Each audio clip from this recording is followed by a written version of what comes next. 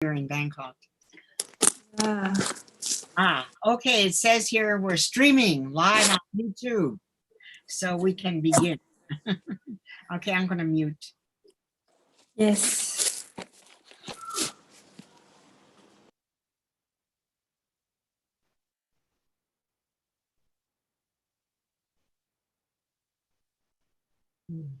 Hello, Gabby. How are you? Hello, hello everyone. Thank you. Fine. Good morning or good afternoon. Good morning, Nina. Good morning, Ellen. Yeah, And good afternoon to everyone else. Yeah, we're afternoon over here. You're in the morning over there, right? Yes. Yes. 8 o'clock and 5° minus. Ah, oh, 5 degrees. I would love that over here a little bit, although it's cooler now here a little bit. Meaning it's 30 degrees instead of 40 degrees.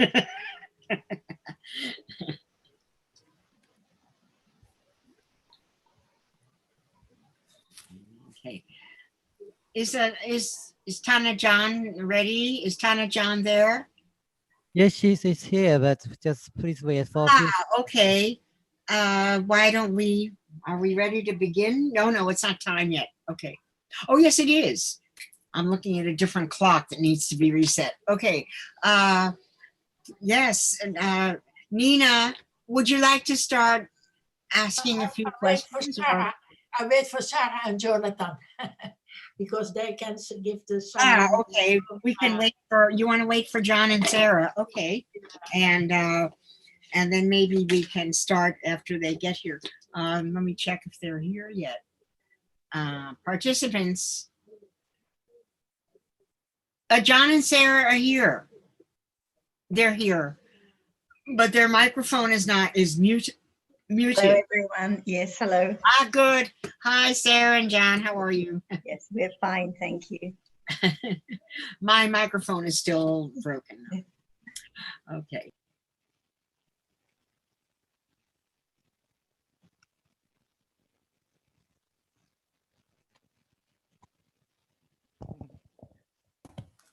Okay, you probably can start then. Please. Right, Nina, would you like to start now? I can say a few things, yes. There were so many excellent reminders last time. Like Sita said, one word at a time. She repeated that because we are mixing up realities, and it is very, very good to remind it of that. And then there was Sarah's explanation. I was so wondering about living in the world of nimitta, and is it nimitta or is it concept? So Sarah said very clearly, it doesn't matter what words, and we should not get stuck on terms and words, which is excellent to remember that one, because it is reality that arises and falls away, and that there is nimitta of that reality, and that is what really matters. And then there was a very good remark by Ajahn that sati is not moving away from the object. And she gave an example like seeing is the object, but then we are inclined to think with an idea of self, of a chair and of people, and then there is moving away from the object, which I find helpful to think it over again and again.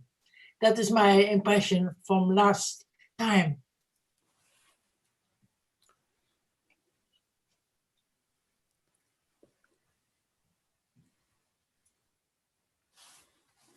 And we also discussed how life is like a dream. If there's no awakening, we just continue living in fantasies without any understanding, and how the darkest reality is not understanding. I remember Ajahn saying, and the only light is the understanding from the Buddha's enlightenment.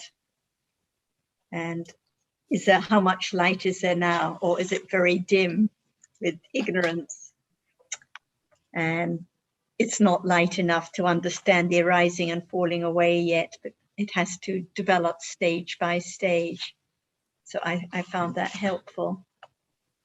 I could just add a small detail that if there is thinking of a chair or a table, but with awareness, then at that moment there is no moving away from the object. Right, yeah.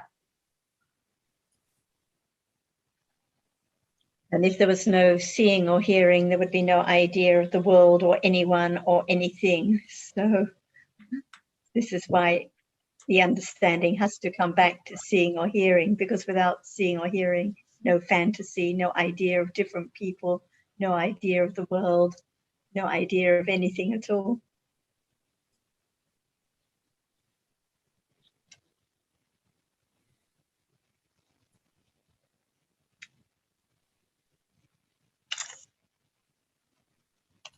So shall we talk about the nature of sati as not self?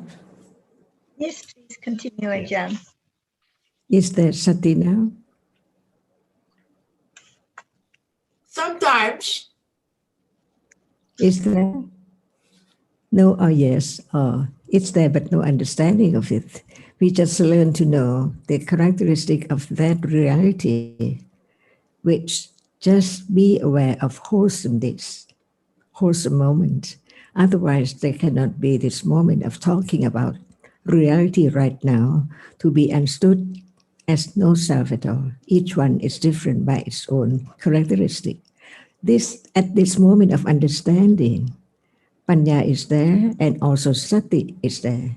But does any characteristic appear as it is right now? Because at this moment of hearing and considering and understanding, there's also seeing, touching, hearing, and thinking.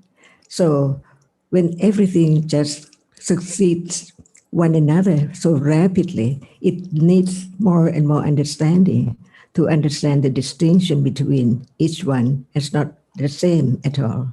For example, Panya is not sati, but without sati, can there be Panya? And what about sati without Panya? See, just learn to understand in order to see that actually there's no one at all. We are talking about that which is the unknown until Panya arises and begin to understand only a characteristic at a time. Like sati cannot be Panya, and Panya cannot be sati. And there can be sati without Panya, but there cannot be Panya without sati. So nothing appears as it is as sati and Panya, but we learn to understand that at this moment they are all there, not opened up yet, because of no instrument or tool to open it. So Panya is that which begin to understand in darkness that we are talking about that reality which does not appear at this moment, only at moment of seeing. That which is seen appears, that's all.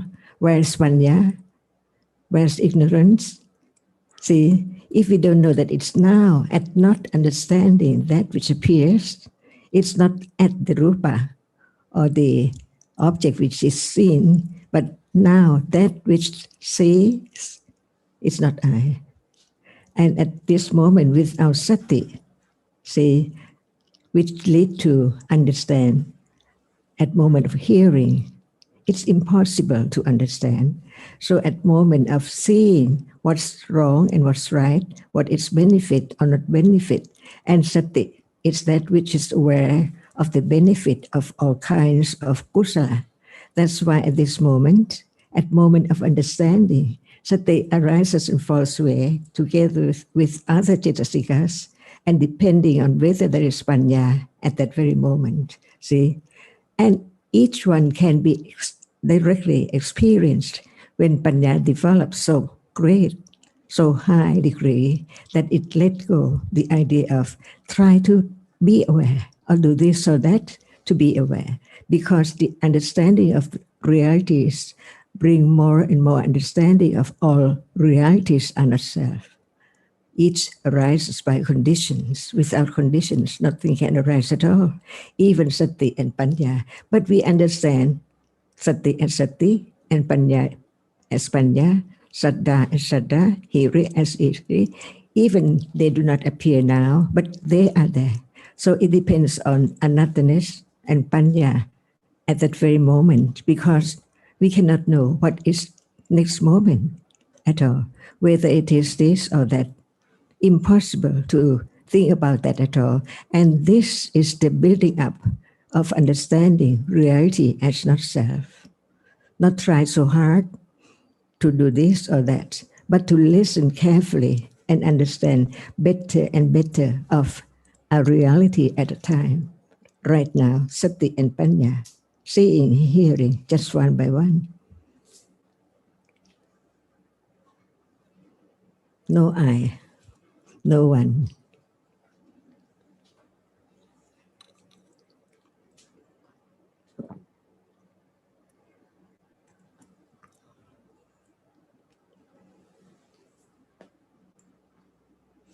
Is there avijja now? Is the clinging now? Is it not understanding that which experience is not self, not me?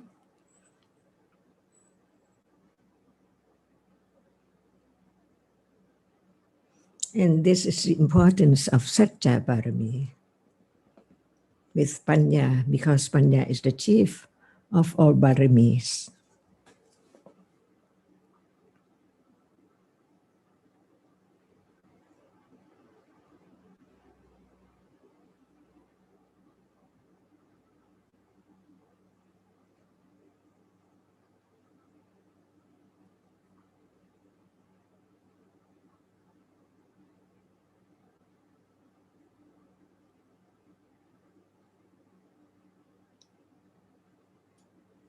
Is there thinking? Is there memory, remembrance?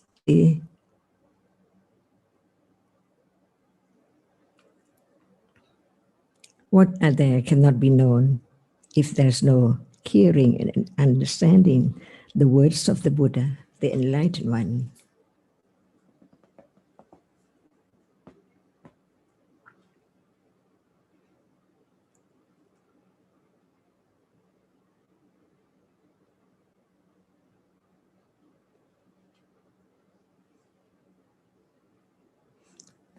What is now appearing is all gone, see?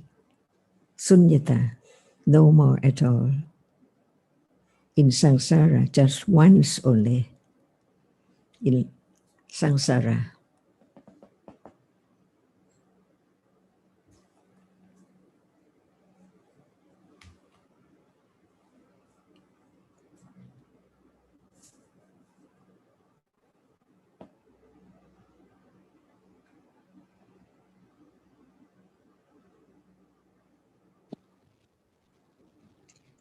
Alan, I have a question in front of me that you brought up before on DSG, and I thought it might be interesting or helpful to repeat it and ask Ajahn for her comments, because we discussed it, but I think she will have some extra comments.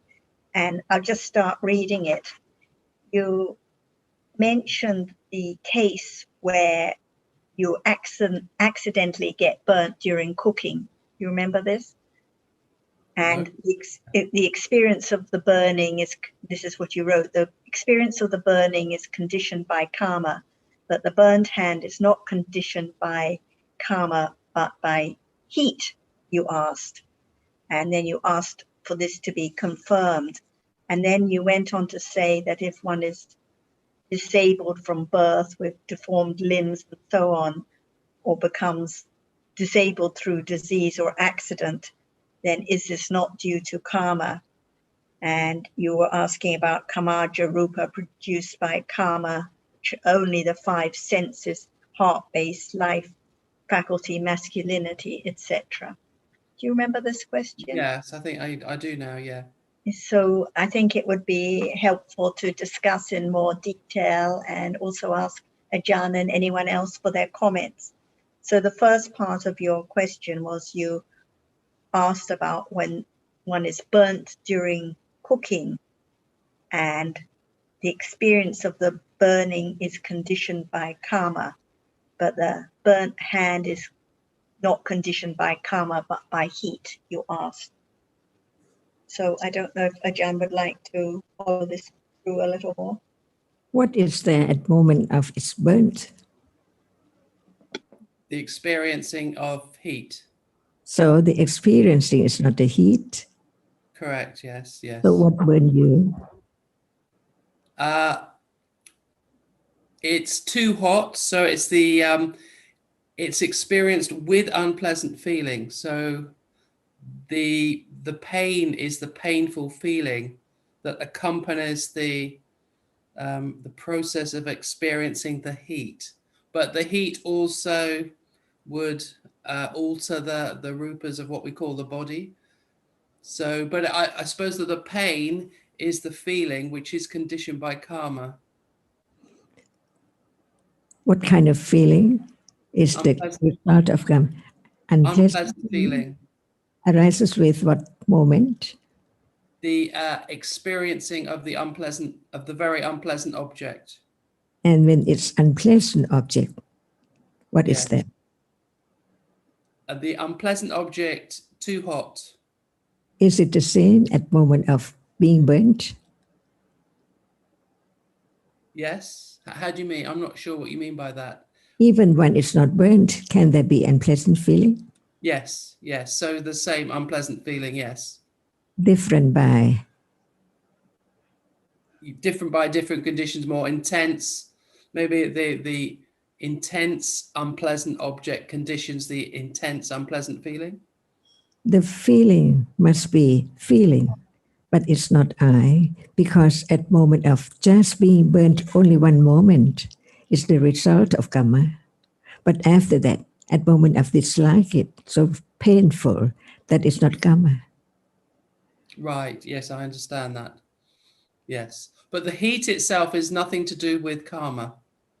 The heat, if you burn yourself cooking, the heat, that has nothing to do with karma. It's the experiencing of heat which is conditioned by karma. Conditions for that moment? Sorry? What is that at that very moment? The heat? Yes. That is heat. How many conditions to condition heat? Different moment. Yes, there'll be many as well, but yeah. that which burn is not the heat which is conditioned by karma. But in the body, see, at any moment of experiences, any unpleasant feeling or pleasant feeling, it's just the moment of kaya vijnana, only one moment, see. So the other moment follows. It depends on what kind of heat. If you talk about the heat in your body, it can be conditioned by karma or citta or uto or ahara. Okay, yes. So heat in the body can be conditioned by karma, but heat outside of the body is never conditioned by karma. Is the tree hot? Yes. Does it feel the heat? No. The vipaka, because it arises not by karma. Yes, I see. But the body has conditions to be conditioned by karma. Even heat or cold in the body, it arises with each rupa, but some is conditioned by karma and some are conditioned by utu. Yes, I see. So So if one becomes disabled after birth, then that could be caused by karma, but it could be caused by other conditions as well. It's not necessarily by karma. Can we talk about just many things to understand just only one reality? It's better to talk about one thing, yes. Yes, seeing or hearing or smelling, tasting, touching, when there is no experiencing of anything at all. See, one is sleeping, what conditioned rupa, see. Yes. And when one wakes up, the body is conditioned by other conditions too. Yes, I see. Yeah. Otherwise, there must be the disabled person and that and that and that. But actually, it's only the arising and falling away of dhammas, different dhammas. Yes. So That's it's actually, there's no self, no one, no thing at all. Anatta and shunyata, even right now. so a disabled person is really just thinking, Right. because yes, there's no person in hardness or softness or any reality. That's the Dhammikatha, talking about Dhamma. To understand the truth of all Dhammas, it does not belong to anyone, and it cannot be taken for anyone or anything permanent at all. Right. Yes. Last week you talked about this word protection or guarding, so that when there is sati, when there is awareness of a reality, there is at that moment protection. What could you just explain a bit more about protection? Why is there protection? In what way does it protect? So we have a special object, the reality, which when there is awareness of it, there is protection. Why is that? Can there be kusala without sati? No. That's why sati protects. Different, because there can be sati without panya, and there can be sati with panya, and there can be sati with very high panya. Does it, so it protects, is it because, but why does it, what is it protecting against? So that at that moment there is wholesomeness. Because sati must be aware of the benefit of wholesomeness. Otherwise, no conditions for sati to arise. Yes. So the next moment is more likely to be kusala as well. So it's protecting at the present moment, but also in the future moments. Always. When it arises. When it arises. No one can change its characteristic at all. It cannot be panya. Its function is only just understanding the benefit of kusala, wholesomeness. And it's not like thinking about that at all. But there must be conditions for sati to arise, because all depends on conditions. Avisha, ahirika, or akusala cannot protect anyone from unwholesomeness. Right. But there are different, at the level of satipatthana, it's not just seeing the benefit of wholesomeness. It seems to have a different function, because it is aware of a reality. So that reality appears clearer than before. So it seems to be performing a different function when it's a higher level. When there is the understanding of the benefit of understanding Dhamma, at that moment is sati, which is aware. Yes. If sati does not arise, there cannot be the Dhamma discussion or developing the understanding at all. That's why sati arises and performs its function. The other reality cannot perform that function, even saddha or hearing, because sati is aware. And the question to understand sati is now, is that sati? See, unknown. But at moment of understanding, even intellectual understanding, it is sati at that moment. But there can be other moment of thinking away from this moment, away of Dhamma, thinking about other thing, no sati arising at that moment. So no one at all. It depends on whether this reality arises, it's conditioned to arise or not. It's time for it to arise or not. But No one can change reality to be something different. Sati has to be sati, and panya is panya. Saddha is saddha. Hiri is hiri. Depending on what can be object of right understanding. Because everyone would like to understand the truth of whatever is now appearing. But understanding that all realities are conditioned to arise, one knows that impossible. That is the beginning to be firm understanding of anattanness and sunyata. Just understand what is heard and read and discussed as they are all dhammas, little by little, until it can be conditioned to condition sati patthana or sati sampajanya, which can be known by panya directly at the moment when it's rising. Otherwise, we keep on thinking about the different levels of sati. Now it's different from not understanding and then to understanding and to understanding better and better. But sati cannot be panya because it is a reality which is aware of the benefit of wholesomeness. So in life,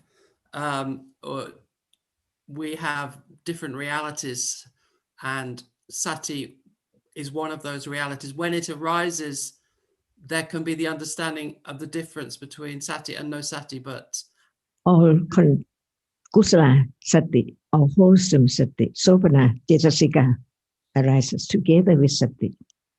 At moment of awareness, it's there. right. The other sankhara cetasika. So no choice, because there's No no one. choice. Otherwise, there must be the idea of panya, deeper and deeper. See? But when there is the understanding, it develops little by little, unknowingly all the time. Even right now, it's different from last Saturday or the other day. And what about the next? When there's more careful study of each word as not self. Each word is so subtle, more and more and more and more, when panya develops and grow on higher and higher, to understand this very moment of what is there as object to be understood. Not yet when it's only intellectual understanding. And when time comes, it's there by conditions.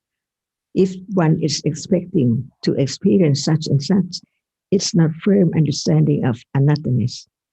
No thing, no one at all. Atta all the time. Attanudidi. Even right now, after seeing 3 moments, what's there unknown, but it's there by conditions. The more understanding one respects the teaching of the Buddha and the Buddha so much more, little by little, because it's so true. Each word can be directly experienced. Otherwise, it's useless to just know the words about it, but no direct awareness and understanding of this very moment. Mm-hmm. So the point is not just understand the word, but about now, seeing now, hearing now. When we use the word let go what? See, seeing right now as self, as me, as I see. Let go of what? Hearing at this moment. It's not I. It cannot be I because it's conditioned to hear then all. Fallen away instantly, never to arise again. And this is moments of sati with panya. But when it's other moment without sati and panya, when there's no understanding, even intellectually, about what is there now, no one. See, can that which is seen be someone? Impossible. And this is the only way to develop understanding, the path leading to enlighten the Four Noble Truths. Only one way, at moment of understanding what is there, from hearing, considering, until directly experiencing it. And it start to appear well only to panya. Would it that be degree. the right object appears to also play a part in protecting against akusala, because when we see something, we have attachment to something. But if it's just a reality followed by thinking, then I can see that I can understand intellectually there will be less attachment, because we're very attached to, when it's something, we're very attached. We want to have the beautiful house, the car, clothes, but actually if it's just a reality, there will be less attachment. Is that right? So the right object conditions detachment. Mhm. Because you see a moment of liking or clinging to anything, what is saying? Can there be sati? It's No. I just like it so much. Not letting go the idea of car as permanent, a car, see? That's why to let go, it's not just thinking about that, but to let go whatever is now appearing by direct understanding, conditioned by the very firm understanding of intellectual understanding. So the reality that thinks about car is impermanent. It just comes into being by a condition and falls away. When But it's we actually have the idea of a permanent car, so no awareness of any reality. no protection to let go, that the idea of something I like so much. But that can be object of right understanding, because that which is not known in life has to be known, not by us or not by I or not by anyone, but by understanding only.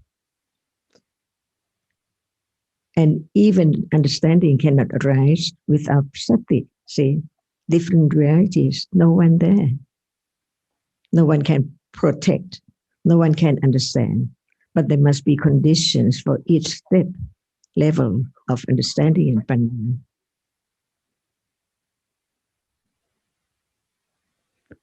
So, am I sitting? So many realities are making fall away in split seconds, so rapidly, no I. When there is the understanding of one reality, clearer and clearer, stage by stage, of that reality, which not any reality can be taken for thing or self-permanent at all. Mm-hmm. Once you said when I was in Thailand that the most important moment is this moment. Some people might think that it's more important to think about global warming or about racism or something like that. But you say that this moment is the most important moment. So that means more important than any other moment. Which more important than the thinking about global warming or what to eat or racism. So could you explain why this moment is the most important moment? is there any understanding of what is seen now? Sorry, is there any understanding of? That which is seen now as no one. No, See, not precisely. see, but it's the beginning to understand it. The moment of hearing the truth is the beginning of understanding to develop, not just to think about it, but just more than that, directly experience the arising and falling away. And it cannot be this moment at all, because it's not I who can control or who can do, but the development of panya to understand firmer and firmer that actually there's no one at all. Seeing has gone, so can it be I? What are you trying to do is gone. Everything is gone. And it's not just the word about this moment, about the truth of this moment. That can be directly experienced, because it's vision of panya which has developed to understand the word of the Buddha clearly. For example, appear well. See, what does it mean? It means that now what is seen does not appear well at all. It appears as something permanent. See, the understanding will develop little by little. firmer and firmer to be conditioned for direct awareness. And when it's not enough, no one can have the direct awareness arising at all. Impossible. But when the moment when it arises, right understand better about what is meant by anatta, no one can make that arise at all. Firmer and firmer, to be closer and closer to understand this moment, not by self, but not by I at all. So that is sati and panya. That's So why okay. The most valuable moment in life then is to understand the reality now as not self or someone. Right. No, or something. Or Because something. this moment can arise any time. It can be now or this evening. So what is the best, the valuable, worthy moment in life? Not to understand, but hearing and now at all. Or develop the understanding, like planting the seed of understanding from life to life. Who knows next life? Can that person or that which has arisen after this moment, after death, know that is there any opportunity or any moment to begin to understand or develop more understanding? So, or anatta, firmer in life, the best moment. That is the absolute truth. It cannot be changed at all. No one can make it different. That's why it's Buddha, the one who enlightened, and his teaching is in Thai or in Pali, Buddha, Sasana or Sasana. Because what has been experienced all gone. Do you remember when you were about 3 years ago? What happened in your birthday moment 3 years ago when you are 3 years old? Okay? All gone. The moment that you enjoy so much, all gone. Never be the same at all. Just once in a lifetime. So just live this life the best to understand, because even the realities in this life does not belong to you or anyone at all. They are conditioned from life to life. So what is the best moment? Enjoy this, whatever you like, all gone completely, and also forgotten completely too. Can I think about when I were in England, the details we have met and so on, all gone. And what about next life? No more after this life. So to be this person as one takes it, it's only a moment in samsara, from moment to moment only.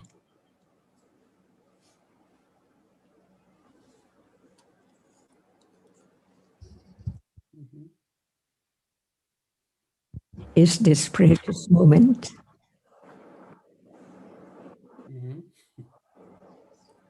Yes. until more and more precious to the moment of enlightened truth with the right conditions.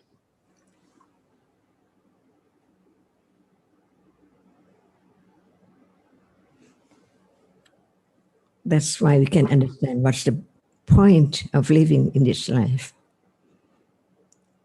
To have more akusala or more understanding of the truth of this moment. So would it be right to say that if one is not listening and considering the teachings of the Buddha, then the akusala, unwholesomeness, is accumulating little by little? Mm-hmm. Like just a moment ago and now. Or when we started and now, see?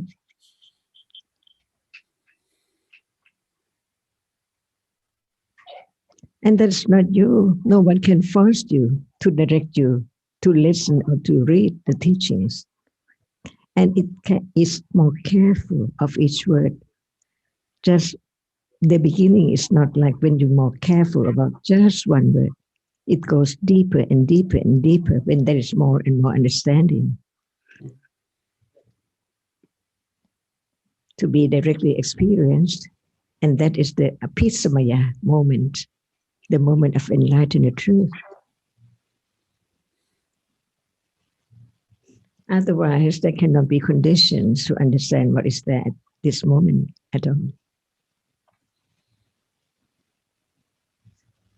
And Alan, on the example of the thinking of the car and the attachment, if there's the idea that they shouldn't be thinking of the car or there shouldn't be attachment because it's not the right object of sati and panya, then it's the wrong way again. If there's the idea that it should be thinking of some other object or there shouldn't be attachment at this moment, because that thinking is conditioned, the attachment is conditioned. It can't be any other way. So it's useless to think that there should be thinking about reality instead of thinking about car, or there shouldn't be attachment, because it's not understanding what is conditioned right now. And then there can be the understanding of any moment there as it is. And we can understand better about what is meant by only sota patimakha citta, eradicate sila pata pramasa. It can come in so easily, even when we hear about protection and the right object, and then some idea that car is not the right object and that it should be something else. And that is sila pata paramasa, even at this moment. When Panya has been developed to that degree, who can understand that even that is not me? Yeah. So it's useless just to get upset or whatever is akusla. See, so sati is Panya is there enough to understand even that moment of thinking is conditioned. More and more understanding of the conditions and the anatomies will lead to more and more experiencing the depth of reality which arises in with just now. So naturally, even the moments of wrong view or wrong practice is conditioned, and it's just Dhamma, and it's very natural. And at that moment, that is the right object, when it's the object of understanding too. So that's why it's anytime, any moment. The interest in Dharma is also conditioned reality. So the more you understand, the more there are conditions for more listening and considering, not by a self trying. So that interest is also conditioned reality. And the lack of interest is conditioned reality. The attachment or the wrong practice are conditioned realities. Yes. Because if there's the expectation that now there's the wise considering, so there will be more and more considering, then that expectation and clinging to self conditions wrong understanding. So who knows what will be arising at the next moment, even though there's careful considering now. Anything can arise by conditions, and any reality can be the object of understanding without expecting, without thinking it shouldn't be thinking about this, or there shouldn't be attachment, or there shouldn't be wrong practice, because all these are realities that are conditioned anytime. Yeah. So when we hear about the right object, even that is very subtle. It's not a matter of thinking of a particular object. It's just a matter of understanding at this moment, no matter what is conditioned, very naturally. Yes, it's not the object that's the protection, it's the awareness of a reality, awareness of an object that's a reality, protection. Could we say maybe that normal life, we are occupied with the object of seeing and hearing and thinking, but when we come across Buddhism, we're occupied with the nature of seeing, hearing and thinking, not just the object. So in our day-to-day living, we are kind of immersed in the object of thinking, aren't we, and of seeing. But actually, by listening to what the Buddha taught, there's a turning towards understanding the nature of seeing and thinking. Only at certain moments. Yeah. Only at certain moments. I think life carries on just the same, but yes. Occasionally understanding can dart in and understand the truth at this moment, so there can be the beginning of understanding what is real as opposed to what is fantasy. But most of the time, most of the day, it's living in fantasy as usual. So the best thing is no expectation, just beginning to understand a little, but not thinking about what will be the next moment, or what will be the right object, or how there will be more and more understanding in the day, because otherwise it just leads to disappointment if Yes. it's not like that. You used the word fantasy there. Could you explain a bit more about what you mean by fantasy? Living in the So, fantasy world. yes, so when it's not understanding of reality, when there is dreaming about what is seen, what is heard, what is taken for real, it's a fantasy. It's like a dream at night time, but this is the dream or the fantasy in the daytime. The idea that there are cars on the roads and the sounds of people outside the window are heard now, or that our friends are seen on the screen. This is all living in the fantasy world, because it's not understanding the truth that at this moment there is just seeing, and it's just visible object that's seen at this moment. Yes, I seem to remember a recording somewhere about we're kind of like in under the ocean of concepts, and then when there's awareness that your head is above the ocean just for a split second. Just a glimmer of light, a glimmer of taking a breath above the ocean, but most of the time, no, complete ignorance of what is beneath the ocean. Yep. And there's even a deeper meaning of, because the way that I was using fantasy was I was using it just to represent the dream world, the world of concepts that are usually the object of thinking with attachment and ignorance. But Ajahn used it in an even deeper sense when we were in Thailand, to refer even to moments of kusala, when it's not understanding of the reality. So even at moments of metta or generosity, because there is no understanding of reality, even this is a kind of fantasy. And the Buddha even said that anything other than the direct understanding of realities, the path of Satipatthana, is in this sense the wrong path. So it's really a kind of fantasy. So only the understanding of reality now is moving away from fantasy, moving out of samsara. So we can see the meaning is very deep.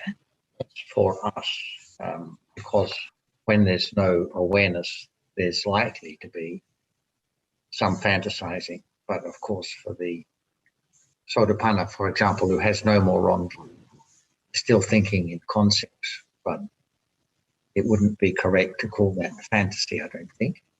So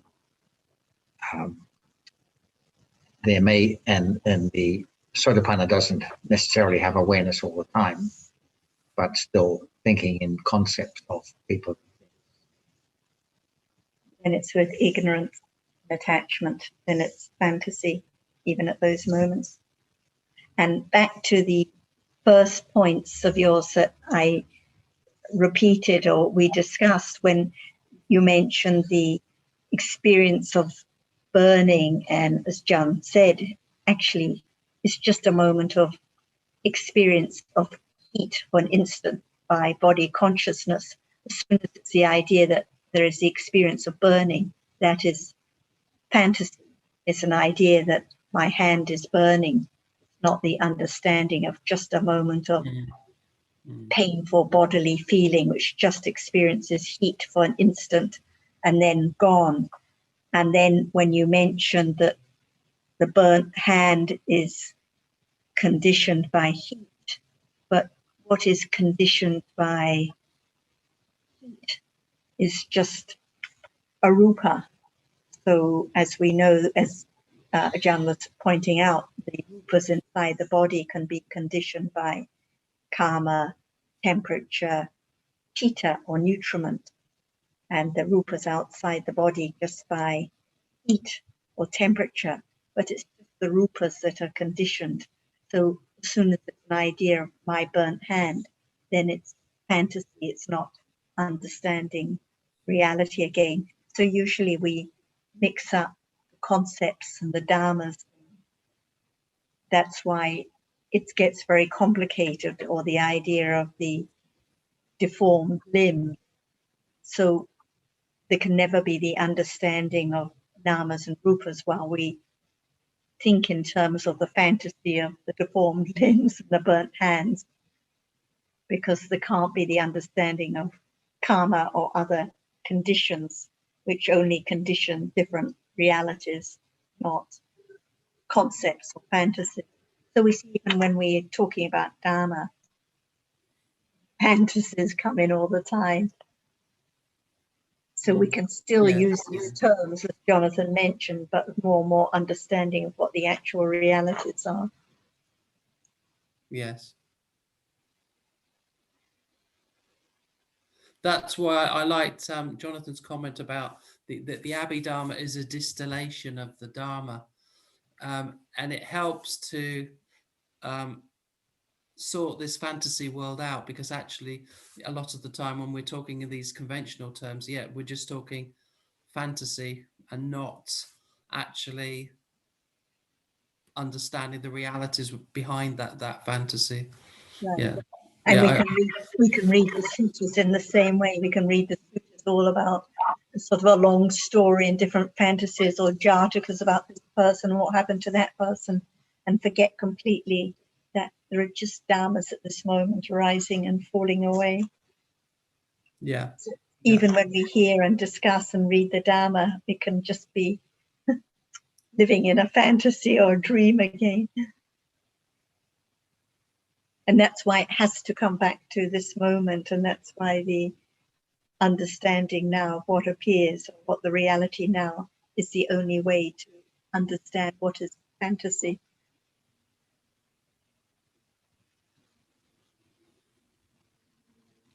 Good.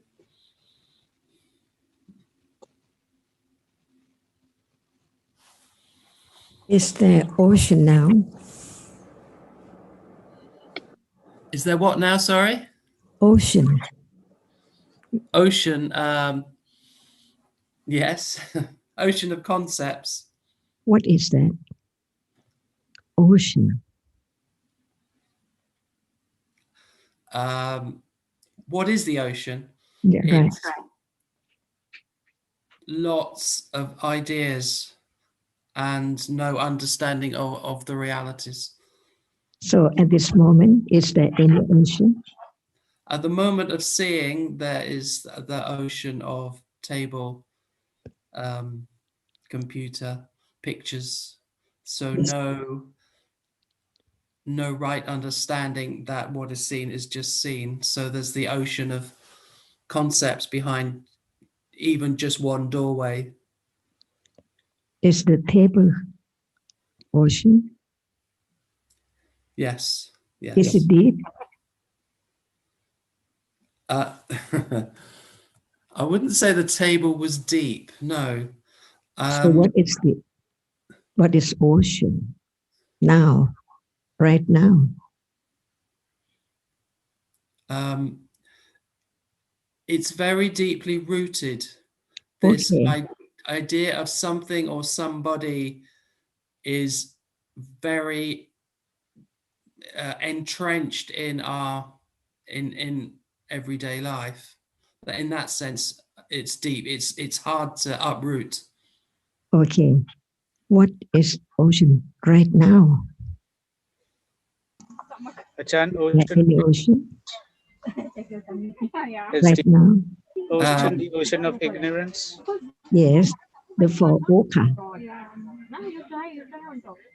And it's not just a word, we have to find out clear what is that which ignorance does not understand. Sorry, could you go again? You said the four. What was the Oka. word? Oka. สวะโอคังคันทัน see from So the ignorance is an ocean. yes, what is that? What is ocean? The ignorance which covers up realities as they are. So is the ocean now? Yes. It's so deep. Yes. So what is that which one can directly go down to know what is there under that ocean, Panya. right? So it's ocean of what and not ocean when.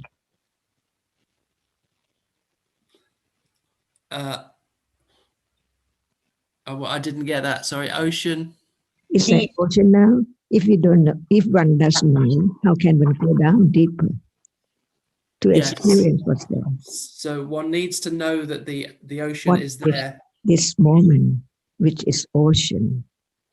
The ogres, Alan, are the floods, the four floods or oceans, and the same qualities as the asavas, the attachments, the ignorance and wrong view.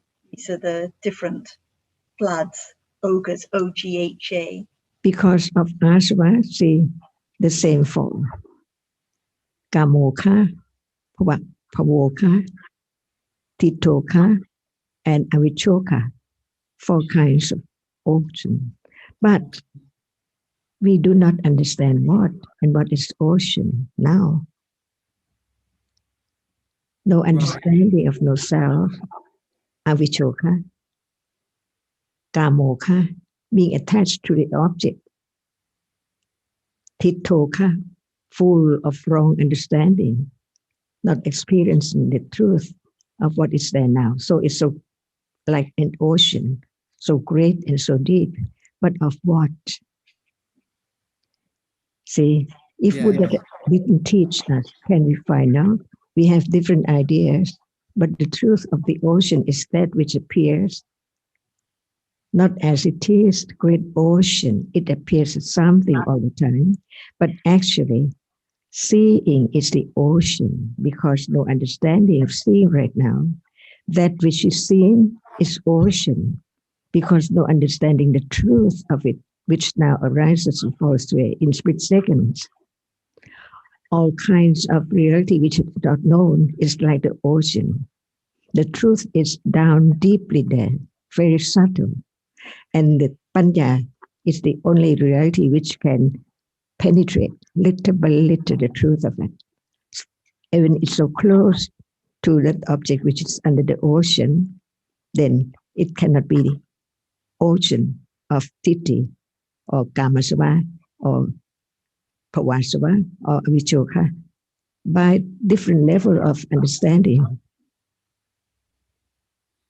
So each word should be understood as we don't understand what, which is so very, very deep and very, very subtle.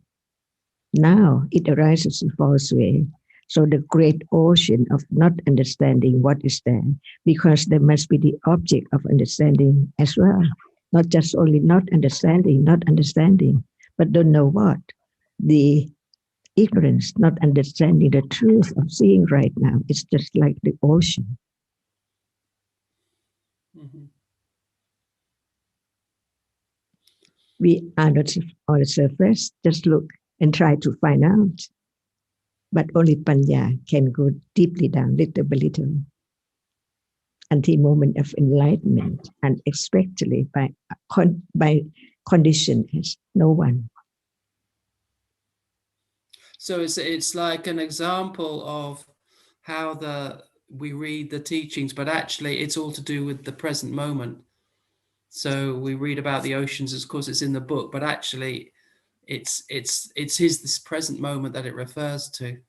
That's why Buddha said we have clinging ignorance of that which now appears. There must be the object of ignorance. Otherwise, we cannot find to let go what. And from hearing the word letting go, Letting go what?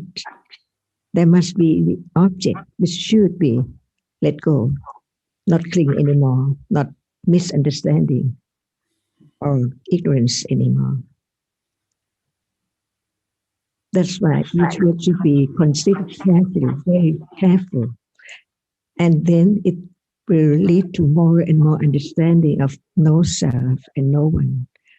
Otherwise, we read Tipitaka like reading any book, understanding the Pali term and the word, but it represents reality and reality deeper and deeper and deeper. Even the word anatta, see? Not just saying, keep on understanding, not very deep about that which is now appearing, so anatta.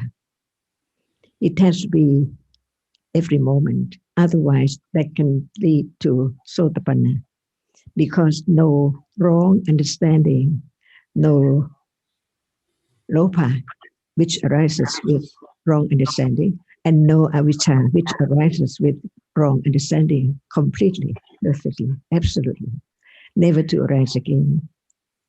So it has to be this moment is the right understanding. If there's no right understanding, it's the wrong understanding. See, and let go. This moment to cling to it as I or thing can be completely, absolutely eradicated. It has to be now. Otherwise, we think that there can be some time to understand, like going to such and such place, read and read. That's only book of more books. But what about now? Whatever Buddha taught refers to now, this moment, because it's there now. Just arises and falls away in split seconds, never to arise again in samsara. And this kind of understanding will lead to more, a little bit letting go, little by little from intellectual understanding to the patipatti, begin to appear well, but very vague and not clear as the other higher understanding as vipassana jnana, see? And even the first vipassana jnana is not as strong as the higher. More khanti, more khanti. So we can understand the difference between even khanti parami or virya parami that only we are talking about now. It's not enough. See, it's not the khanti at level of experiencing reality which appear well to understand that it arises for me. Otherwise, there must be the clinging to life and to everything in life. The proof is that now there is clinging to every moment and everything. And that is great ocean.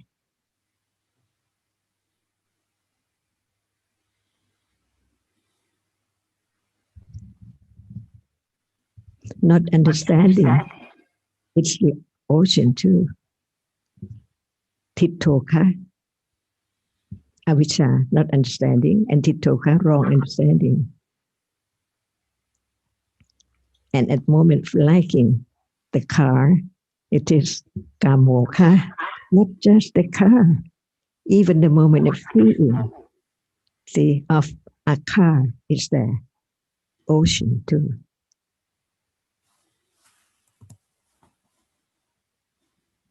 So each word should be studied carefully about the term, the meaning, and the truth.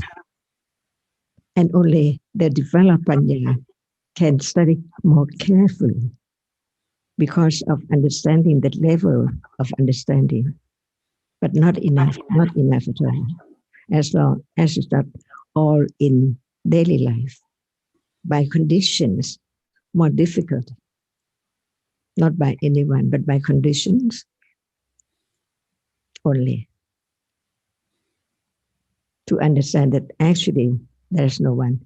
In samsara, after it has been eradicated at all, never to arise again. And that's the meaning of the Dhamma after the vipassana jnana.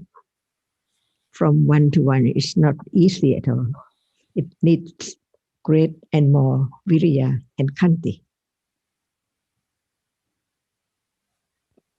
Ajahn, I have a question about virya and kanti. When we read about virya as an indriya and bali and a bala, is that virya referring to kanti, patience? We don't need any word, but one knows that that's not enough. See, even that degree of understanding is not enough.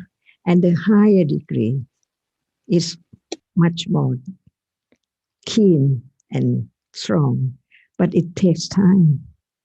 It cannot arise just few moments at all, from life to life, depending on the understanding of each accumulation of each different ones. That's why we understand that Vidya, like we stretch out our hand, that Vidya is there. And that kind of Vidya, is not kanti, no aim to understand that which is so deeply. But when it's virya as indriya, then it must be referring to Satipatthana from the very beginning. Yes, and so it must be referring to the kanti with moments of satipatthana at that time. For many people, they think that it's so very difficult. So I am not interested to understand that which is so deep. How can one understand in this life? Impossible. So they do not have kanti to know that it's so hard, so difficult, but it can be directly arises and experience what is there now. As Buddha has enlightened, each word is true, but it takes virya and kanti from life to life. And to understand that virya can arise with citta, through ahetuka citta, but the other with virya all the time unknown, even opens one's eye. There must be virya, see. But it's not virya, which is the satindri or satipala. So there's great difference between each one, depending on understanding. Otherwise, who knows, see? But as one knows, it's so very difficult. It takes quite a long, long time, not just one life, two life, eons and eons. So that is a way to let go attachment and ignorance, to see how deep and how subtle it is. This is the way to pay respect to the teachings of the Buddha and to Buddha himself. Because no one can understand the virtues of the Buddha at all. Only one who understands his words, how deep it is and how true it is.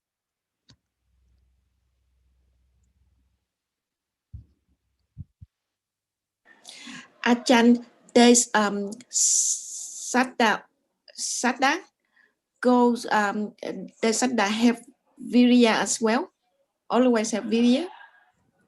What citta arises with saddha and how many cittas arises with virya? That is the answer. If you don't know, it cannot be known at all because they are there now, unknown, arising and falling away. Otherwise, we don't understand what's the meaning of enlightened truth of all dhammas. Otherwise, we think that, oh, I don't have virya, and sometimes I have virya, and that is a thought, thinking, with ignorance, not understanding the truth of virya, the nature of it. It can be opened up when there is understanding, little by little, stage by stage, to understand the difference between intellectual understanding and the direct understanding, pariyatti, patipatti, and pativeda. So the word does not appear well now. Our reality does not appear well. There can be the understanding of the truth of that. So we are blind, we live in the dark world, we are in the ocean, trying to go to the other side of the ocean.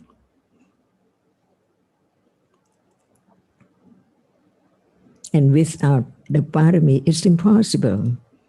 So Satya parami is a very benefit, very worth. Otherwise, there cannot be the understanding of that which is now appearing. The truth is this moment of conditioned reality, arising and falling away, unknown. But it can be heard in darkness until the light arises. It's just like the sun. When it arises, it's not night or darkness anymore. And not only just to you or to the house or to this land, how many parts of the world, when it's there, there's no darkness when light is there. So when it's panya, and who knows, intellectual understanding, when it's understood, it is the light of panya, of the sun.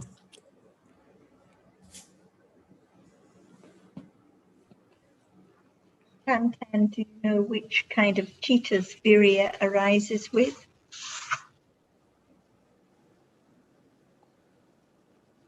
You ask Hang or me or who? Tam Tan, who asked the question about Sadan virya. So I'm asking Tan. Isn't that the seven Chitasika, or the seven always goes together with the citas? But is one of them virya? Does virya arise with every citta? No, not every citas. No, it's not one of the 7 universal chaitasikas.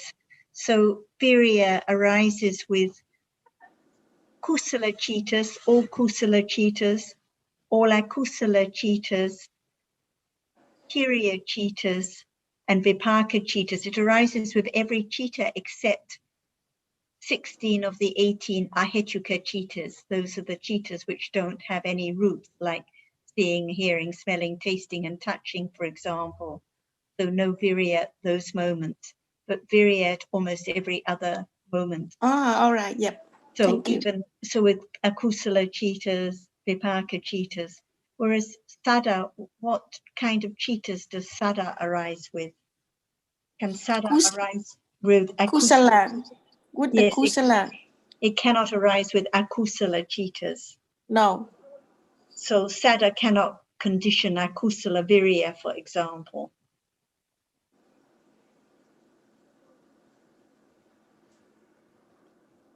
So this is why Ajahn was mentioning one has to understand more about the different realities and when they arise, and then one begins to answer one's own questions. Yes. And at a moment of kusala citta now, so many chaitasikas arise, at least 19, and they all condition each other. So sada is there, kusala virya is there, alobha, dosa are there, upeka is there, and so on. They all condition each other at that moment. Sati is there. So they arise together and condition each other. Yes, thank you.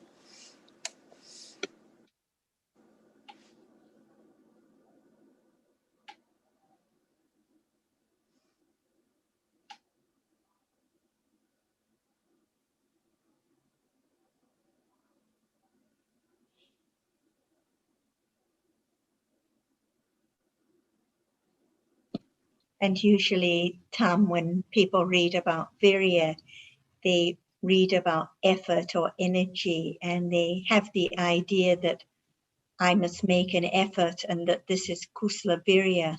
But at those moments, it's wrong thinking and akusala virya, because it's the idea of I who can do something.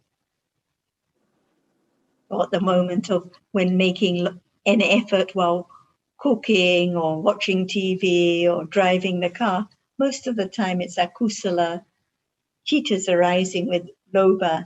So it's akusala virya most of the time, most of the day. I think it's very interesting that you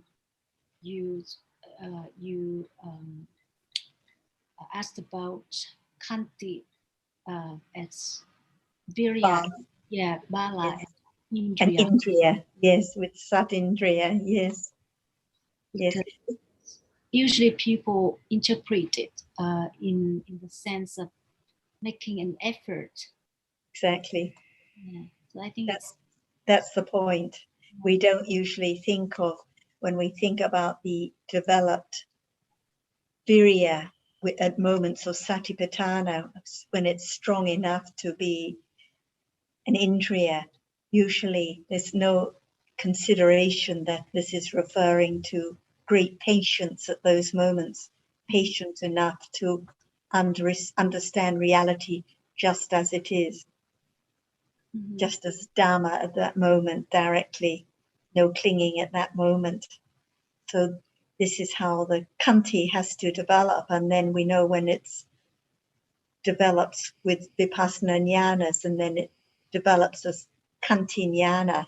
So actually it's the quality of Kanti that develops.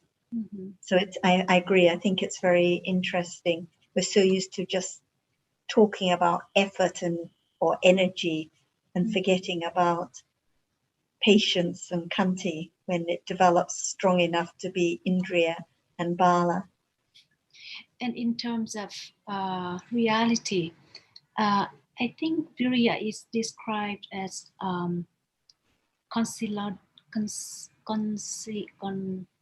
consolidating the co-arising chittasikas, right? Something like that. Right. Mm-hmm. Yes. Like Yeah. for example, when talking about the four right efforts, the consolidating of what is wholesome and so on. So we can see that the quality of virya is quite different from how we used to think of it when it's kusala virya that develops. Right. Thank you.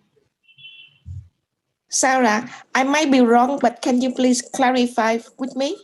You know, like sada, you said it only goes with kusala.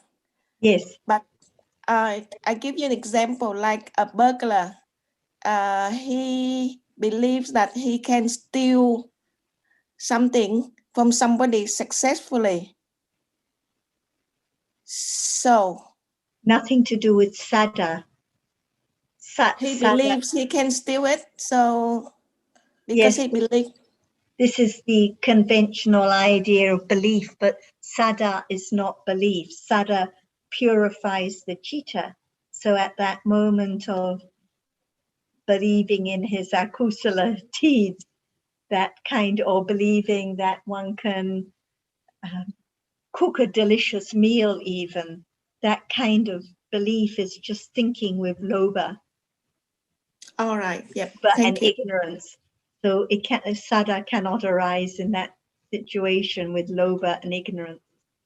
So this is a different. It's not faith or belief. Like even if someone goes to the temple and believes they are paying respect to the Buddha by prostrating, and they think the Buddha will protect them at that moment. This is just faith or belief. It's not the quality of sada, the wholesome or beautiful quality at moments of kusala. Thank you for clarification. Thank you. Good to bring up this idea. Otherwise, one always has the idea that any kind of faith or belief is sada, but this is not right. Say confidence in rather than belief.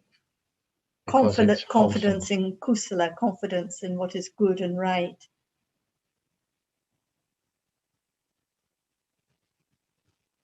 Like someone may have very strong faith or belief in God, but this is not sada at all. This is just thinking with attachment and ditthi.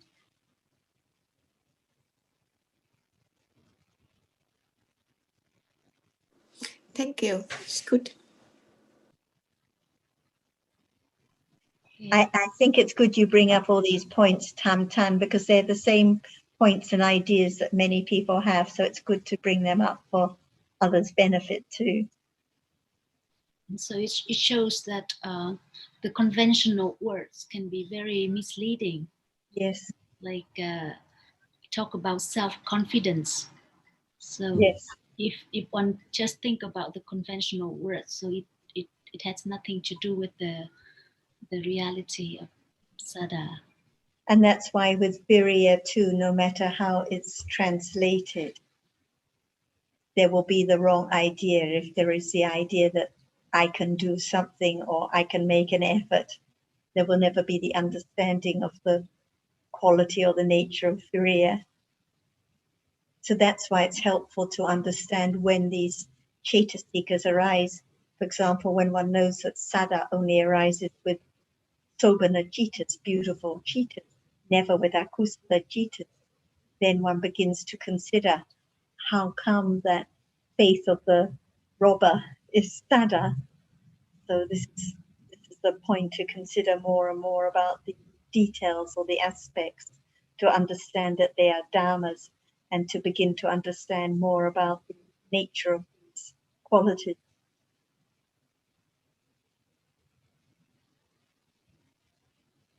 Like considering Virya as great patience when it arises with Satipatthana as Indriya, for example. It's helpful to reflect on further.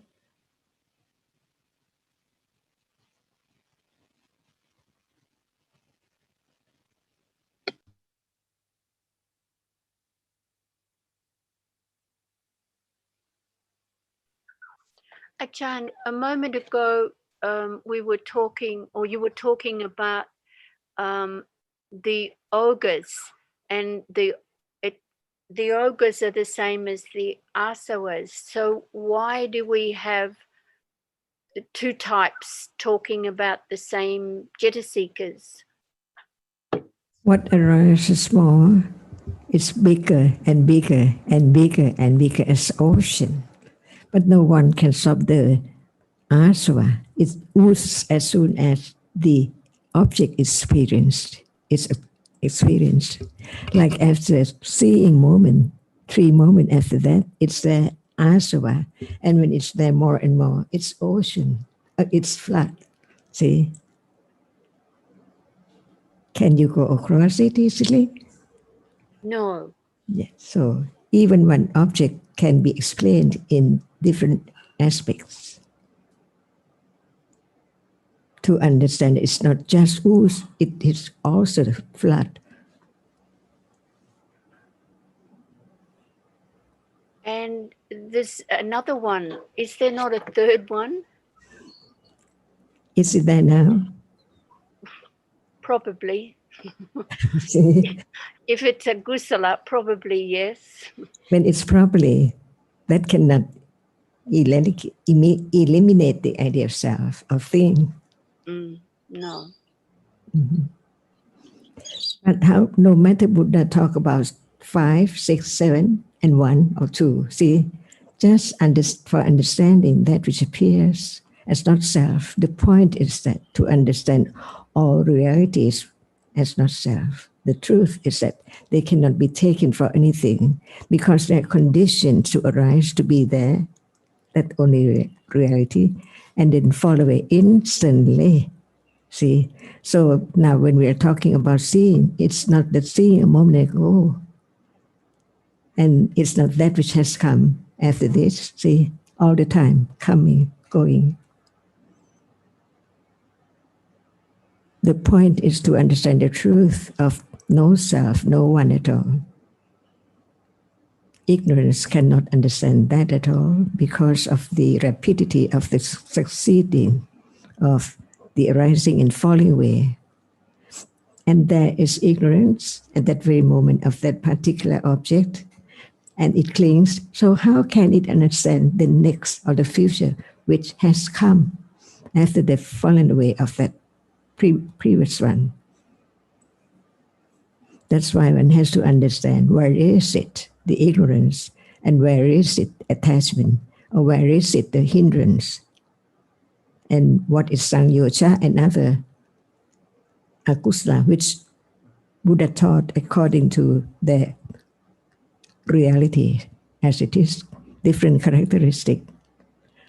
Like asava, see, not the nivarana.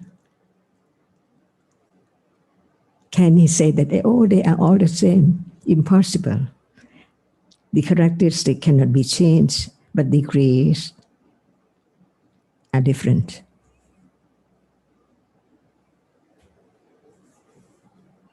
So by hearing this and understanding that, for example, the ogres and the asavas, does it help to remind us that it's they're really difficult to eradicate. They're really deep. Understand better about the panya, the virtues of the Buddha. How come to be such moment of understanding the truth? Absolutely. So great, not just in this world, in all worlds, see? And the difference of the person who just begin to hear and consider and see the benefit of understanding the truth in this life before death. The wealth, the beauty, and anything cannot follow to next life. But citta, from moment of arising with understanding, keep on there. From moment to moment, no matter what next life will be. So do we think about the words again and again? Not leading to understanding this moment, but to understand the truth that whatever is there has a reason. Anatta, no one can make it arise. It shows up, its truth little by little, but not clear yet, until panya develops more. So it's a function of panya, no one. An attachment, desire, expectation is conditioned, no one. But panya can understand whatever is there when it's highly developed. So understanding each word of the Buddha of different degrees will be conditioned for direct awareness. Not as what it is, whether it's flat or whether it's asava or whether it's this or that, but the characteristic as no one there at all. That is the worthy moment in samsara, to let go what is there. Not I at all, but its own characteristic appear to that which experience it.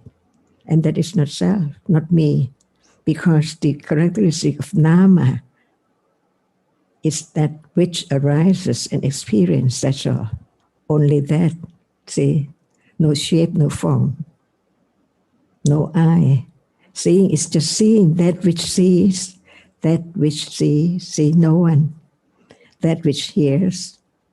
The understanding of the distinction between the hearing, the experiencing, and that which is heard, which cannot experience anything, the nama and rupa, paricetayana, see. At moment of direct awareness, satipatthana, the characteristic of a reality which has been heard for not necessary to talk about how long, but when condition is there, panya knows it's different from other moments. No doubt about sammasati. That's why there can be the understanding when one is asked, is there satipatthana now? Who can answer except panya? And that is the beginning of to understand the difference between the level of sati. So, who can answer, is there satipatthana now? Ignorance or panya, which understands intellectually about the difference between sati and satipatthana or sati sampajanya. Is sati also vipassana jnana? Does it arise too? Yes, sati arises with panya. No one there. See? Mm. It depends on what is the object of that moment. Unexpected. Because it hasn't arisen yet. And who knows when and where and what object will be the object of understanding. All indicates the anatthaness. The anatthaness is revealed little by little until it is vipassana jnana. Because satipatthana is the direct awareness of the characteristic of that which we use the word nama, the experiencing. No one. And that which is seen, no one. See? So clear, but as clear as the beginning or the higher developed one. As the beginning, not as it highly developed. So that object of satipatthana, that it's not the object so much that is the protection, but it's the fact that panya knows a reality. Understand. Panya is the understanding. Yes. So sati is not panya. No, but maybe I'm a bit mixed up. So sati can arise with any kusala citta, but it doesn't necessarily always arise with panya. Is that correct? It's fine. It arises with panya. It is jnana sampayutta. Not with panya, it's jnana vipayutta in Pali. Right. Yes, I remember those terms. Right. And the object, the right object, for example, visible object, but if it's not experienced by understanding, then it can't be any protection at all. So it's not just the object, it's not sound, for example. Sound is heard with or without any understanding. Those who have never heard the Buddha's teachings are still the hearing of sound, but sound without understanding is useless. So it's only a protection when it's the object of understanding. Right. Yes. I'm only just getting that. Thank you. It's something that Jonathan said earlier. And he's about to say something that makes else. sense. Yes. And just on your question of the grouping of those four realities, unwholesome mental factors, Azita, I think you were thinking of the yoga, the bonds, is the third categorization. The asavas and the floods and the bonds, yoga, because they yoke one to the round of existence. Right. Thank you. And the asavas, everyone keeps stressing, are the very subtle attachment, ignorance, and wrong view. But when it's strong, those qualities are stronger and stronger, then they are floods, not subtle at all. So the floods of ignorance, now the floods of attachment, the very great ignorance, the very great attachment, not just asava at all. And the yokes, I sort of visualize just being caught up in a spider's web. You know, they yoke you to. I know, or the yoke around the cattle's neck, yoking one to life in samsara, holding one's down, so impossible to leave samsara, yoked by ignorance, attachment, and wrong view. And so I very much appreciate, Ajahn, you remind us that there is no one, and the only thing that can unyoke is panya, the highly developed panya. So I appreciate your reminders to us. Thank you. Can sati arise with the person who doesn't have any understanding of the teachings at all? Well, I understand sati can arise with kusala jitta, but if there's no understanding, then it cannot be sati and panya. So the answer is, can sati arise with the person to the moment when there is no panya? Yes, sati can. Does it perform the function of protecting from akusala at that very moment? Otherwise, how come to be kusala? Well, it must protect at that moment. So citta is akusala.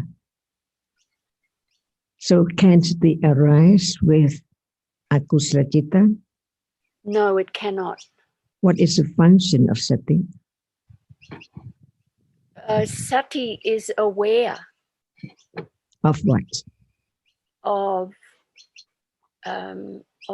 kusala. Anyone can be aware of that? Of akusala? Is it awareness or not? See, just use the word aware and awareness. People who don't have any understanding of the truth of the reality think that I'm aware while I'm drinking, eating. See, but is it sati? No, it isn't. So can sati arises with akusala? Sati cannot arise with akusala. And no. what is the function of sati? Well, sati must be aware of kusala. Otherwise, there cannot be kusala, cetasikas arising.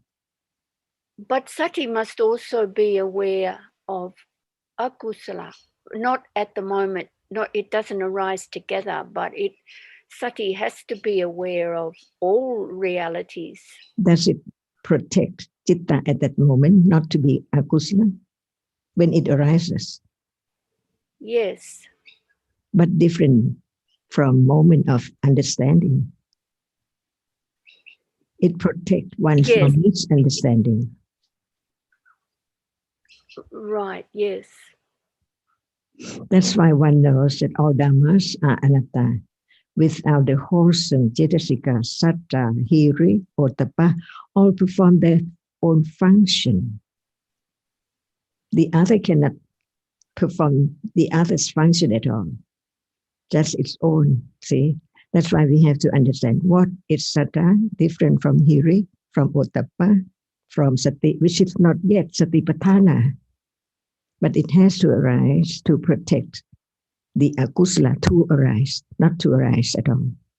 Whenever it arises, akusala cetasika cannot arise. No matter with or without panya.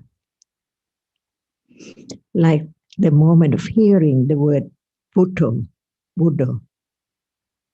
See, all wholesome cetasikas arise together, not missing anyone at all. Each performs its own function. To understand, just to hear and consider again and again of different levels of no matter wholesome or unwholesome cetasikas. Like attachment, when it's kamasava, who knows? But when it's sangyosha, or nivarana, it's there. But can we think about the difference between the two? But the character is there to be known as they are different from others' level of no matter kusala or akusala. It's so very, very subtle because without the enlightenment of the Buddha, who can see the subtlety of dhammas like asava, anusaya, kilesa, nivarana, for example. That's why in order to understand it, that cannot be taken for self because it's different from that, it's different from this.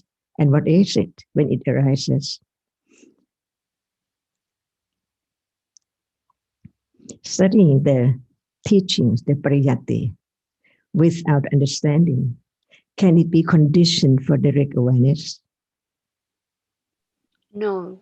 That's why even pariyatti has to be very skillful to understand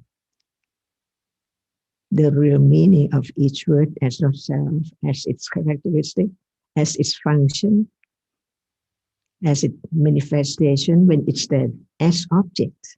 See, satta cannot be vitaka, cannot be phassa. It depends on the individuals and the accumulation.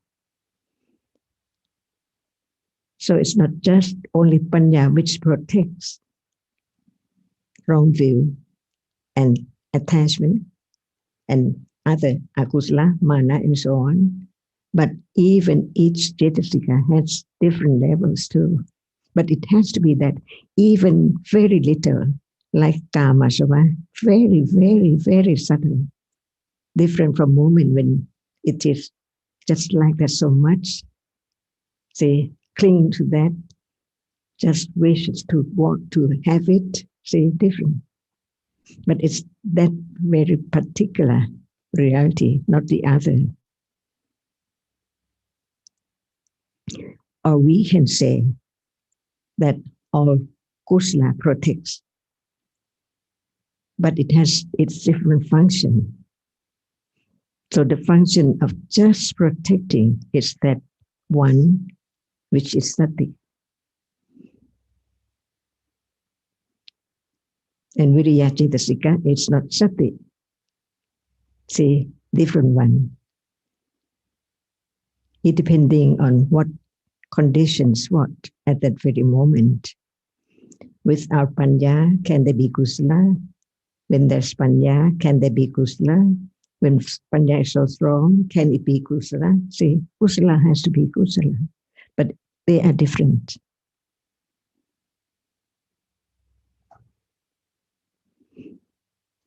At moment of kusala, who knows that sati is there? Well, only Panya would know. Mm-hmm. So when we read Tipitaka about the characteristic, the function, the manifestation, and the right conditions for its arising. Yes, we read Zita about the function of sati as being of guarding or being heedful so unwholesome states don't arise. And that guarding or being heedful is the same as protecting.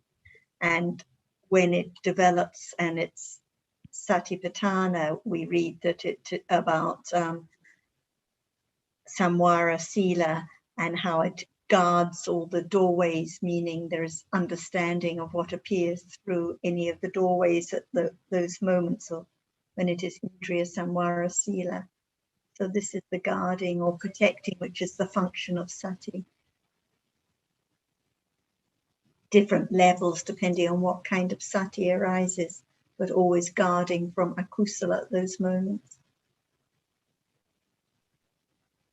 It seems like the more questions I ask, the deeper the answers become. So I appreciate it, but it certainly becomes deeper and deeper as we go, as we're understanding. So yeah, thank you.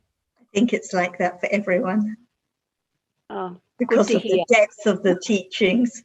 So just when one point seems clear, like about virya as indriya or something, and then we hear something else and consider another aspect, and deeper and deeper. Yes. Yes.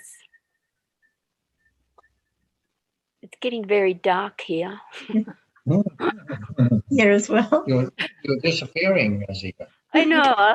I'm sitting outside, you see, and the mozzies are getting me, so I'm going to have to go inside. So one can see that the panya only which can understand what's meant by darkness, darker and darker, because more understanding. Without understanding, it's not as dark.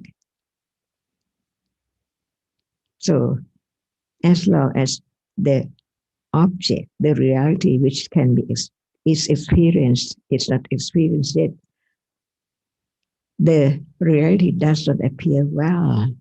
See, even what we say, nama, the experiencing, is that which doesn't have any form or shape at all.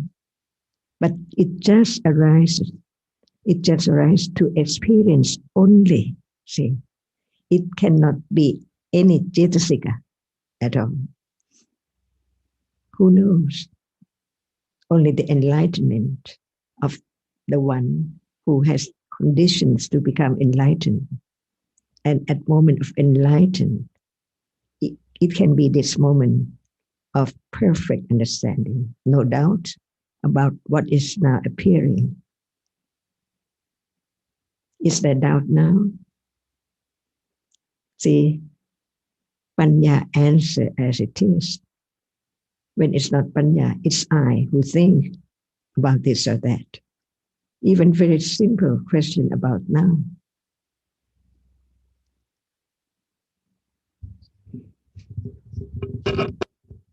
Is it dark now? Very dark. Where is Very, it? it's very dark. Both the nama and rupa is dark. Only Panya, which understands the truth, can know that.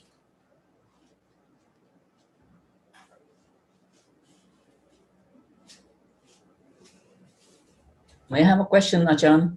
Yes, please. Yes, just go back to the point that maybe you asked Ajita before. I thought the question was that whether or not the sati can arise with Zapana. I just recall like that. So yes, I thought the answers must be sati cannot arise without understanding, without Zapana. So I just want to confirm the point. Moment of kusala, it's there to guard, to protect the akusala, not to be there. Yes. Sati arises with all sobana citas and the sorry. Sati arises with every sobana citta. So it can be without. Without mania too, yes. Oh. So I must be mistaken. All kusala citas, all the kiriya citas of the arahat, all the kusala vipaka citas, there must be that all sobana citas with roots, there must be sati. Okay, thank you. Can sati be lokutra?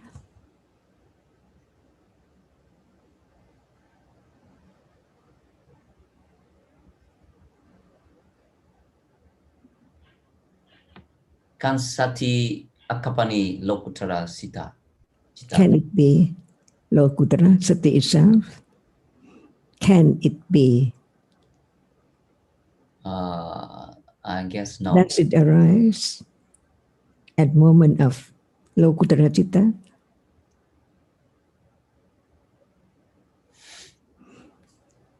Yes. So sati arises with wholesome citta, no matter it is kusala, vipaka, or kriya. So the understanding of reality as they are, as not self, will condition moment of no wrong understanding anymore. If someone said that there's no sati, or sati cannot be lokuttara, wrong or right, one knows. The panya knows the truth. Citta and all cetasikas arises with lokuttara citta. Sotapatimaka or sotapatipala. See, kusala, vipaka, or kiriya, or wholesome moments must be sati. So sati, all cetasikas which arise with the lokuttara citta, they are lokuttara as well.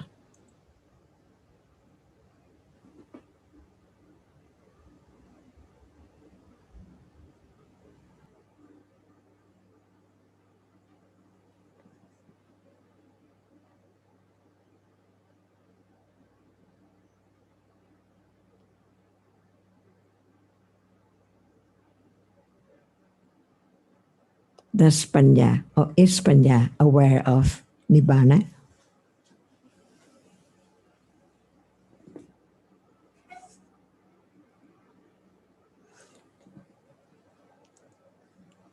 This is the careful thinking, considering about what is heard to be clearer, firmer of the truth, even at what degree intellectual understanding has to be so firm as well.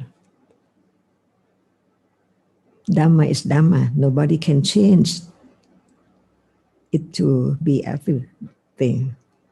It has to be that particular one. So, does sati or is sati aware, or does it arise with sotapatimaka citta? Yes, I think it does arise. No, I think the truth is that nobody can change. Sati arises with all kusala, vipaka, and kriya, sopana citta. And lokutra is sopana, see. So citta and other cittasikas are lokutra because they perform the function at moment when citta directly experience the nibbana. Is nibbana satipatthana?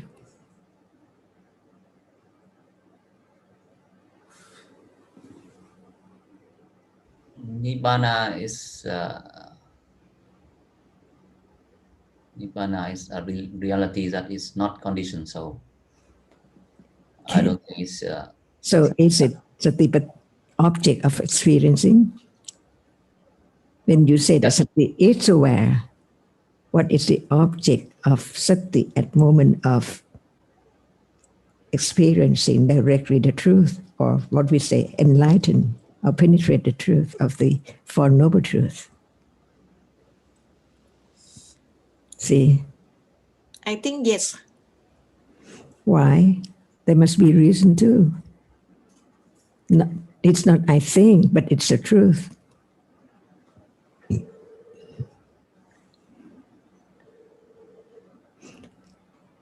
Can Nibbana be Arama Pacaya of Sati? Yes. So, is Nibbana the object of Sati at Yes. moment of enlightenment? There must be Sati and there must be Aramana. See, this is just to understand the truth. When there's a little understanding, it develops from hearing and thinking, considering carefully, until the truth be understood as no self, no one, and each characteristic of reality can be understood. Intellectually, pariyati, to be, patipati, object, satipatthana.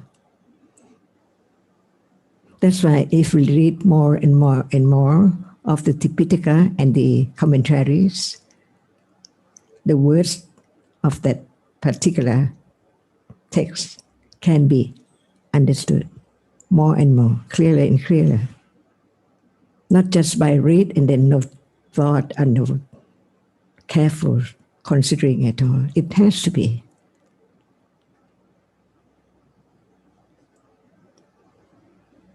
And in Pali it is yoniso manasikara, see? Right considering. No one, see, little by little, from moment to moment, from life to life, until Panya is strong enough. Sariputta, listen to not many words, not as long as we are talking about now, from Assachi. The truth and what is there under ocean can be penetrated at the arising and falling away of each one, which appears. That which does not appear cannot be known at that very moment. So what is now appearing can be the object of understanding, different levels, little by little. to know that it's gone and understanding the arising. In the beginning, Nama Rupa Parichetayana, no direct experiencing of the arising and falling away yet, because the truth, the actual reality appears as it is. For example, when the Nama appears, is there any other world? Is there anyone? See, if it's not only one object at a time, that cannot be known as no self.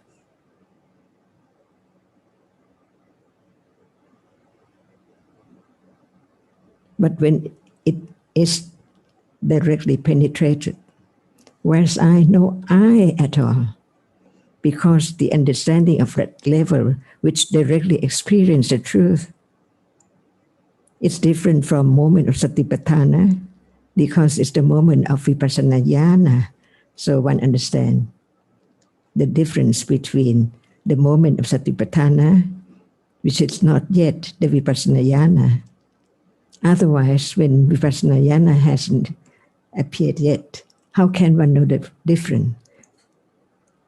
It begins to appear well. It begins to appear well from moment to moment, little by little, until there are conditions enough for it to appear as it is. So it's vipassana jnana, panya, which can understand the characteristics of only one object at a time. The first time is not enough to experience the direct awareness, the direct arising and falling away of reality yet. Not strong enough. That's why it's the beginning, the first vipassana jnana. Just experience directly the truth of the characteristic of what we has learned. Nama, no body, no shape, nothing but that which experiences is there. No one can stop its arising, as it has a reason to experience that object by conditions with that degree of understanding. That's why even the first vipassana, or more and more, cannot directly experience nibbana until let go more and more and more, understanding better and better, clearer and clearer about no one and no self. That's why the point is that no matter one hear what word of the teaching, the understanding of no self has to be there to understand the characteristic which is now appearing better and better. No one, and no one, and no one, on and on and on and on, to the moment of experiencing just the characteristic, the actual reality as no one appear to vipassana jnana, that high degree of understanding.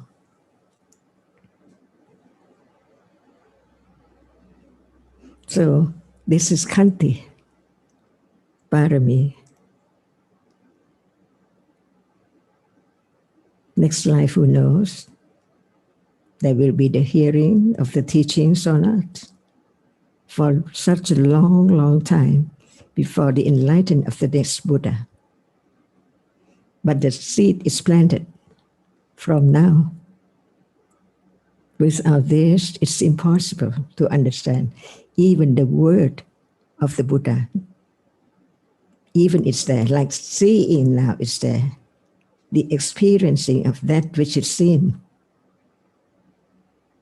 that cannot be understood when there's no hearing again and again.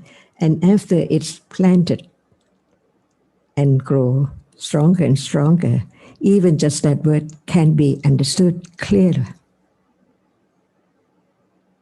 Even to vipassana jnana, to sotapanna, sakatagami, anagami, and arahata, very short time, by conditions.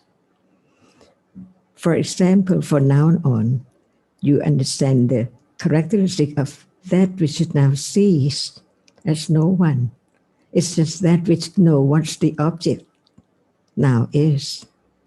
And then after this, maybe, who know how long, as soon as you hear the word Nama, you understand. As long as you hear the word chitta, the understanding is there, developed to understand that word. It represents now, seeing now. No doubt about seeing now.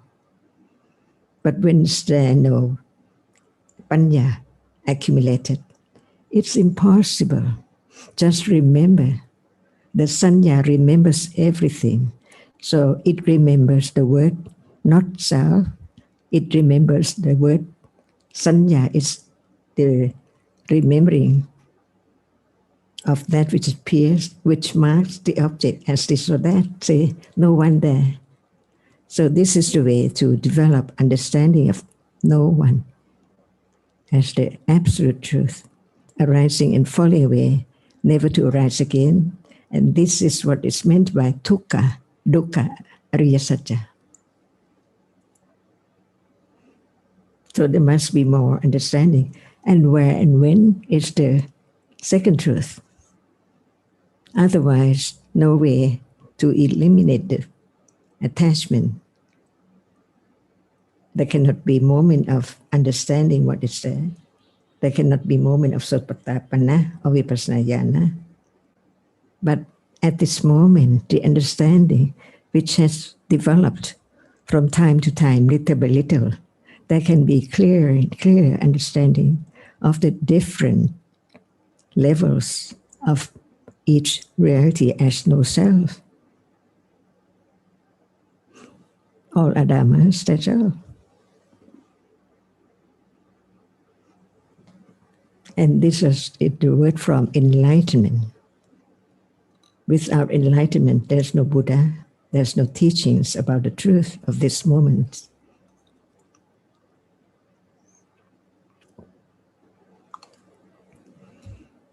Is this moment of understanding worthy in this life?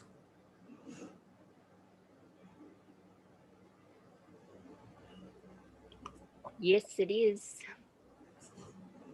Very worthy, very precious. This is panya, see, know me.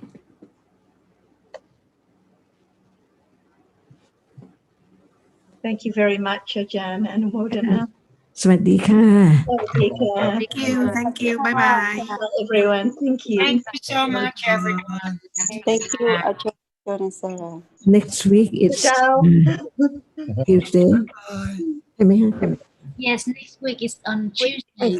ขอโทษ Vietnam in the afternoon next week. You already know John and Sarah? Let's see. We know. Thank you, Ajahn. Yes, we'll be there. ไต้หวันตอนเช้าใช่ไหมคะค่ะไต้หวัน in the morning. Yes. ขอบคุณค่ะ Thank you again, everyone. Thank you, Ajahn.